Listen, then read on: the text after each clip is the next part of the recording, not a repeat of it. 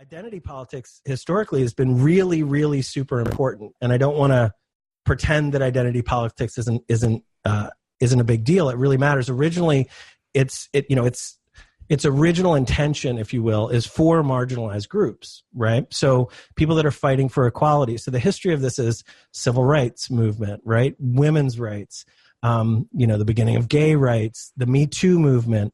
And these all matter a ton. I'm not saying that they're not incredibly valuable and really important. They certainly are.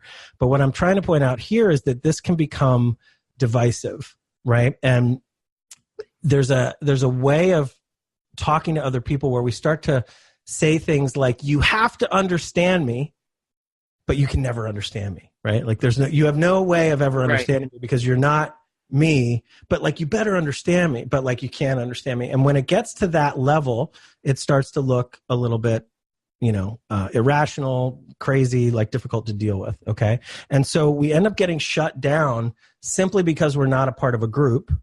And it's a group that we have potentially, if it's based on our genetics or, our skin color or whatever, it's something we don't have any control over. Right. And so one of the points that I want to make here is that we should try to understand, at least the best we can, other groups. Right. And in that effort to understand, it's not as useful if that group is just yelling at us like, you have to understand, but you can't understand it, all that stuff that's going on. So men should, of course, try to understand women, even though I'll never really get what it is to be a woman.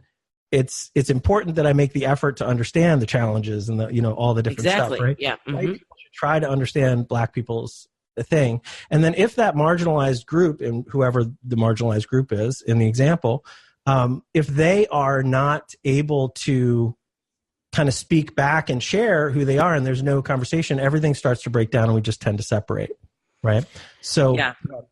And I was just going to say, and I think it's a tricky thing because I think separately, like, I want you to understand me is valid. And I think that, also you won't be able to understand me because you're not me and you haven't been through what I've been through, excluding even minority groups, just like from person to person, right? Like I will never truly be able to understand what you went through because I'm not you. And I didn't feel the things you felt or experienced them, but pairing them together, right? That doesn't help anything, right? They might both be true separately, but the idea of, you have to understand me, but you can't understand me, I don't know what that serves, and so how we can, I'm excited to kind of talk about how we can look at that differently. Yeah. And I don't think anybody's doing that consciously on purpose, right? There ends up being this narrative of,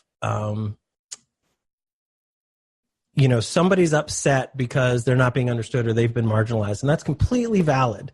And it should be spoken into.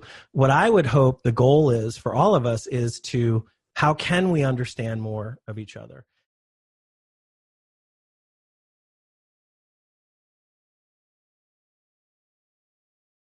Thanks for tuning into the Rob Scott Show. My name's Sarah, and I'm here with Rob Scott. He's a master level coach. And we're here to we got to start this again. Cut.